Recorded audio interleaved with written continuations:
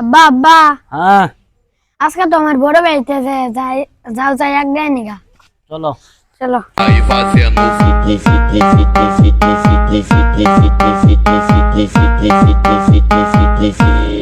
How are you, Dad? কি বলছো এসব তুমি? কেমন আছেন? ছোট ভাই I'm fine. Dad, তুমি এরকম পোশাক কেন ব্যবহার করো? হ্যাঁ? তোমাকে আমি মাসের মাস টাকা দেই, তুমি এরকম ড্রেস পরার জন্য?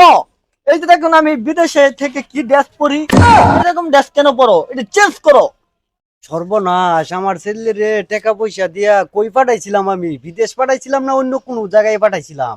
এসব কি পরে আসছে? হাই হাই রে, সর্বনাশ করে আসছে। তুমি কিছু বলো।